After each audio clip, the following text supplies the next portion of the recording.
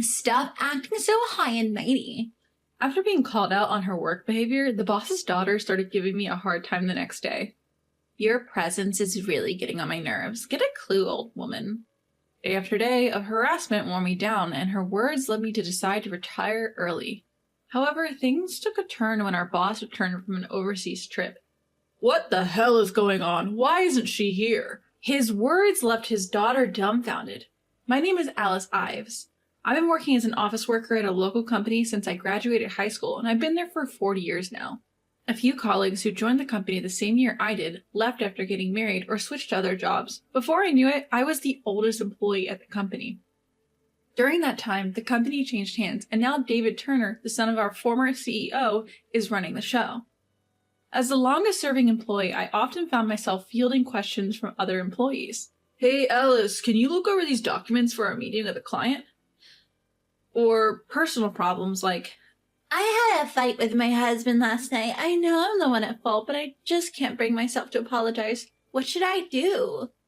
I've always enjoyed listening to people's stories, so I guess I was an easy person to talk to.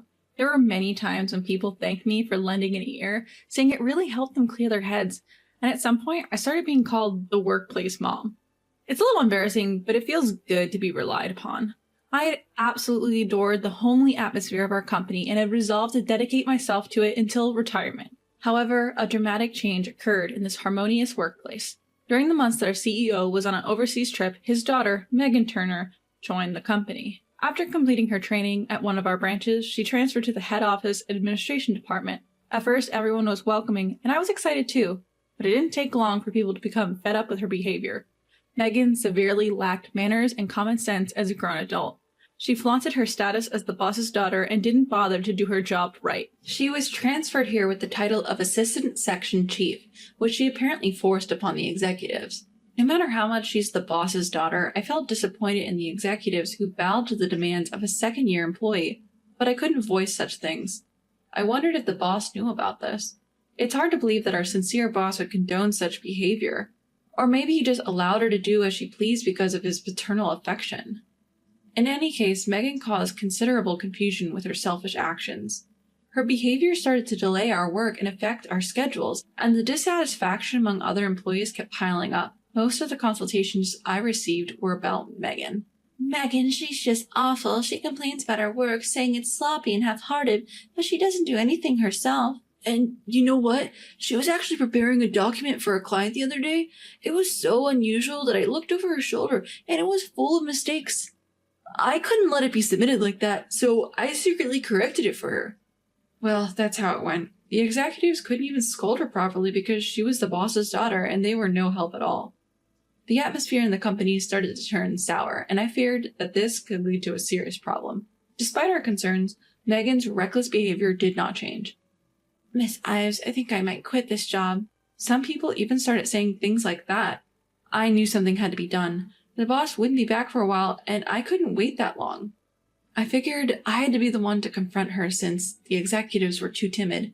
An opportunity soon came up. Megan was fiddling with her smartphone during work hours.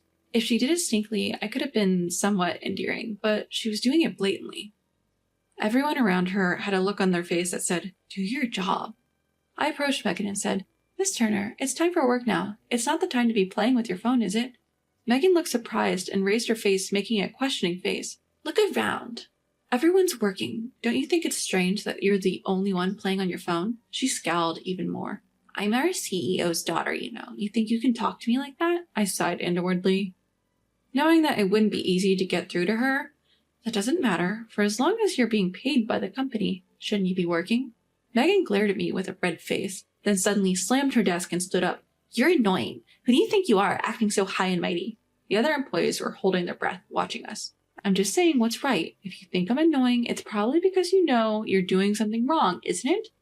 I didn't know if I managed to sound firm, but at least I said what needed to be said. After all, I'm not suited for giving sermons. Megan glared at me for a while, then said in a strained voice, "Just remember this. I'll make you regret talking to me like that." With that, she turned her back and walked out. For a while, everyone was silent, unable to move or speak. Then someone said, "Miss Ives, that was amazing," and the others started to talk. "Well done, Miss Ives." "Really, it was a refreshing sight." I just vaguely smiled back in response. I didn't think I said anything wrong, but there was no doubt that I had hurt her. I regretted not considering my words and location a bit more, but a shocking event awaited me that would sweep away this small regret. Megan, who had been humiliated in front of everyone, started to harass me. "Miss Ives, please finish all this work by today," she said, dumping a large amount of work on me. Most of it wasn't urgent, and there was no need to finish it today. It was such a childish retaliation. Other employees offered to help when they couldn't bear to watch, but Megan didn't allow it. The workload was too large for one person to finish, so of course it meant working overtime. Seeing that, Megan spoke with a triumphant look. "You work slow for someone who talks big, Miss Ives. Make sure you finish everything before you leave, okay?" And so it continued.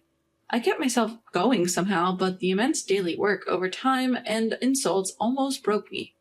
Megan was probably waiting for my spirit to break. Seeing me weaken, she said, "You're just a nuisance." "Wake up, Grandma." Seeing her face, I thought, this is it. I can't stay here anymore, in a place where someone hates me so much. I had planned to persevere until retirement, but I now decided to retire early. I submitted my retirement notice, and on my last day, while I was sorting out my things, other employees spoke to me. "Miss Ives, I'm so sorry we couldn't help." Everyone looked apologetic.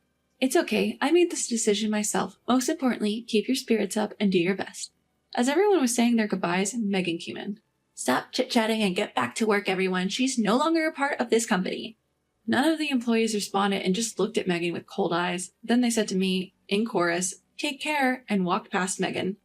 Megan's reputation was already bad, but after forcing me into retirement, her position worsened even further.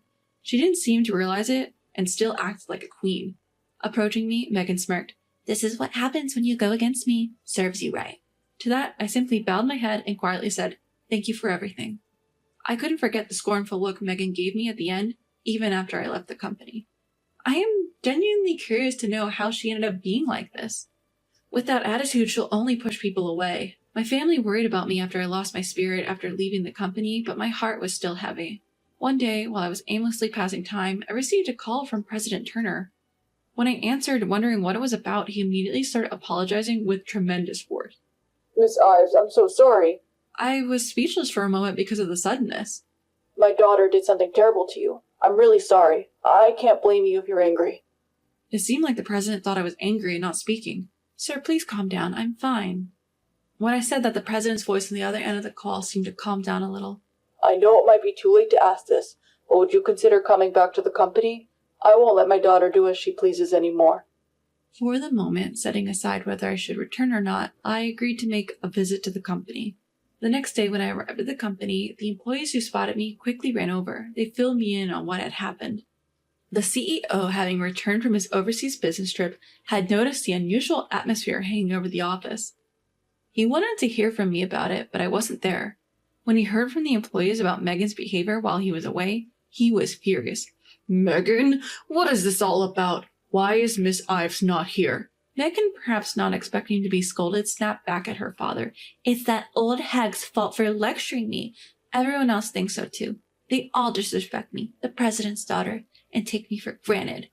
The CEO shouted even more at Megan's selfish response. "Enough! Just because you're my daughter doesn't mean you're entitled to behave like this. And what's this about being an assistant section chief? I don't remember assigning you to such a role. How dare you make up your own title?" Stammering in her response, Megan was caught off guard. It seemed the president immediately called me after. After ending the call, the president gathered the employees and apologized in front of everyone for his daughter's misconduct. I was concerned about Megan after hearing everything. "So how is Miss Turner doing now?" "Her title was revoked. She's now in the CEO's office, having been summoned by him." I said goodbye to the employee who gave me the information and headed for the president's office. There, Megan was being scolded by the president. When the president noticed me, he came over and deeply bowed his head. "Miss Ives, I'm truly sorry for this incident. Due to my incompetence, I've caused you trouble." "Mr. Turner, please raise your head. It's all right." "No, we need to make things clear." The president urged Megan, who was standing next to him, to apologize as well. Megan looked utterly crestfallen, as if salt had been rubbed in her wounds, muttered, I'm sorry." Not knowing what to say, I remained silent until the president spoke. "I know it's a bit much to ask, Miss Ives, but could you return to the company? We need your expertise." The CEO was nearly on the verge of tears. Seeing him like that brought back old memories. I first met the president 40 years ago when I had just joined the company. He was still in middle school at the time. Since we were close in age, he found it easy to talk to me. He often came to the company to hang out and frequently sought advice from me about school, friends, future plans. Back then, we used to call each other by our first name. He looked up to me like an older sister, and I regarded him as a younger brother. That relationship remained unchanged as we grew up, and I've been his confidant in many matters since he joined the company. All right, but please stop apologizing.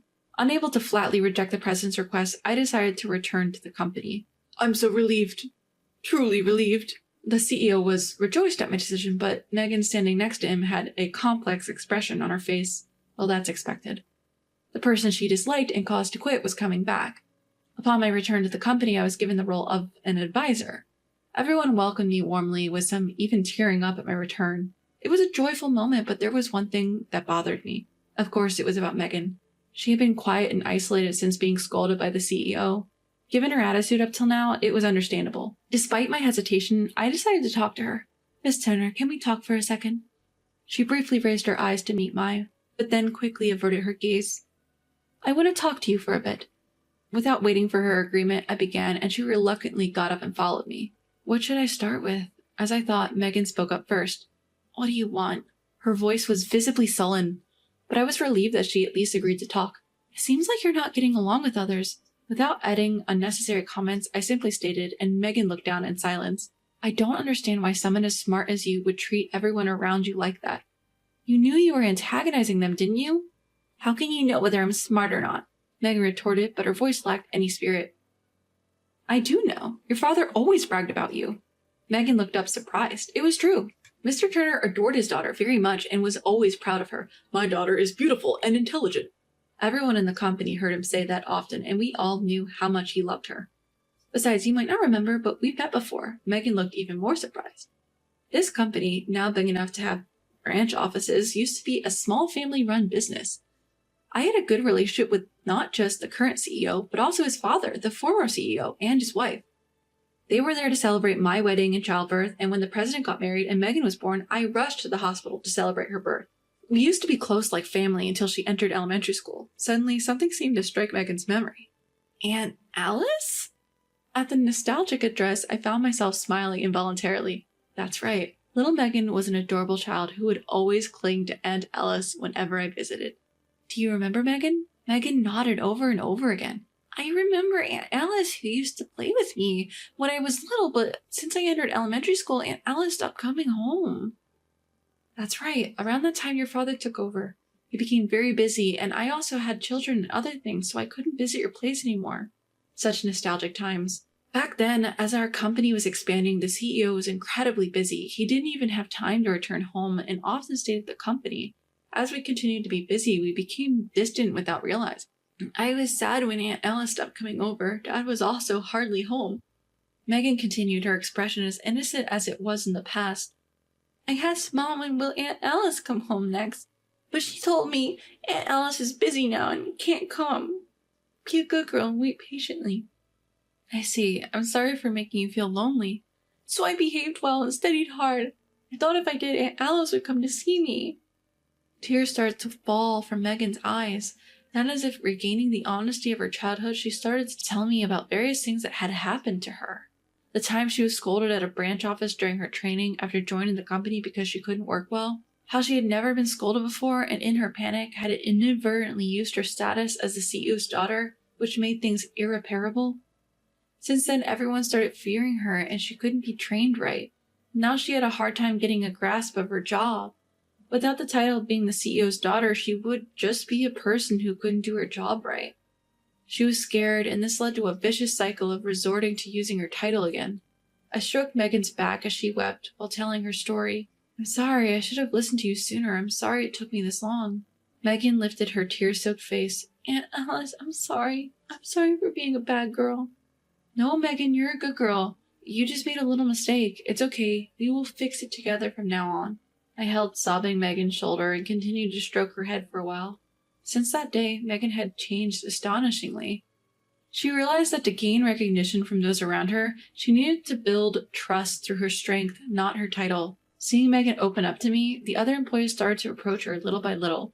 Seeing this, it seemed that Mr. Turner was relieved. Miss Ives, I can't thank you enough. You've been a tremendous help to both generations of our family. No, to the entire company. Please don't praise me too much. I just want to be of help to the younger generation. Then Mr. Turner jested with a tone reminiscent of his younger days. As expected of our company mother, we look forward to your continued support. I returned a smile to the president.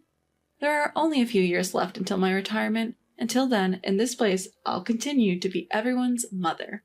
I made up my mind once again.